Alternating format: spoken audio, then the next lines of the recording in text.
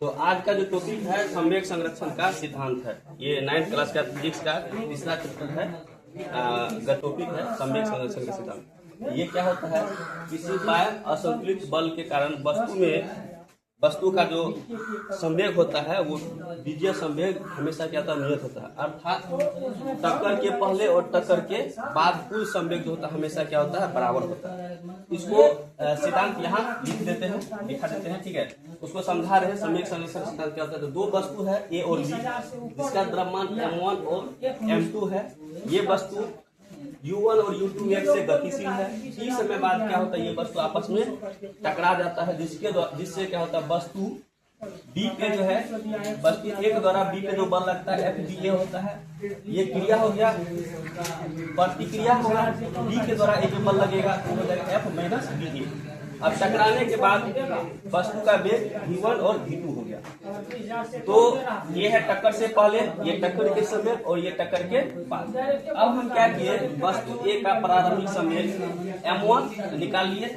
अब संवेग क्या होता है, किसी वस्तु के द्रव्यमान और वेग के गुणनफल को क्या बोलते हैं, संवेग बोलते हैं। तो वस्तु A का प्रारंभिक संवेग है द्रव्यमान हो गया A का m1 और वेग हो गया u1, m1 u1 हो गया वस्तु A का प्रारंभिक संवेग। इसी तरह वस्तु B का प्रारंभिक संवेग निकालिए m2 u2।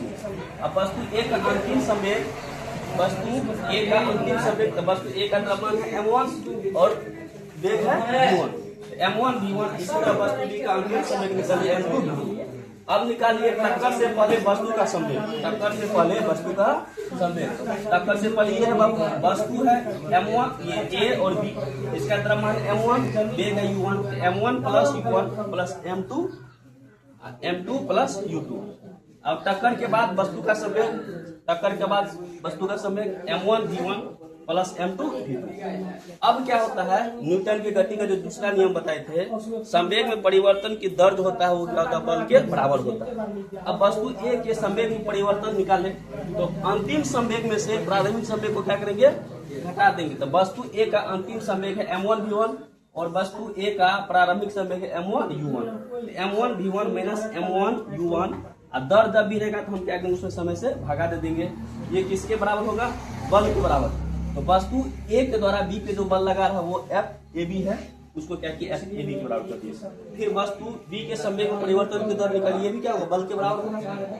वस्तु B का अंतिम संवेग m2 v2 minus m2 u1 u2 बटे T बराबर माइनस FBA।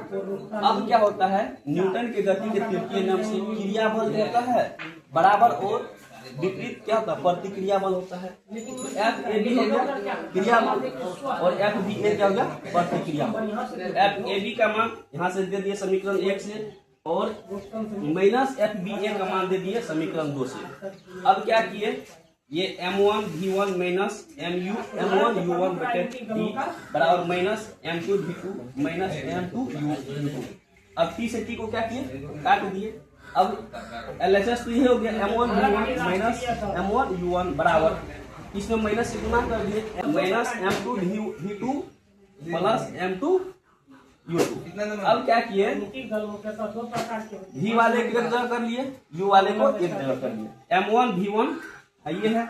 अब देखिए ये माइनस में इधर आ जाएगा तो लेफ्ट साइड आएगा तो प्लस हो जाएगा m2 v2 बराबर m2 ये है, ये माइनस उधर जाएगा तो प्लस हो जाएगा m1 v1। अब इसी को हम क्या किए, रीअरेंज कर दिए, m1 u1 plus m2 v2। ये क्या है, टक्कर के पहले संवेग m1 v1 plus m2 v2, ये हो गया टक्कर के बाद संवेग। पहले ही बताया थे संवेग संरक्षण के सिद्धांत के तहत टक्कर से पहले और टक्कर के बाद कुल संवेग क्या होता है, हमेशा बराबर होता है। तो ये यहाँ क्या गया, ये सिद्ध हो गया। टक्कर के पहले संवेग हमेशा टक्कर के बाद के संवेग के बराबर होता है। हमको क्या करना था, दिखाना था प्रूफ।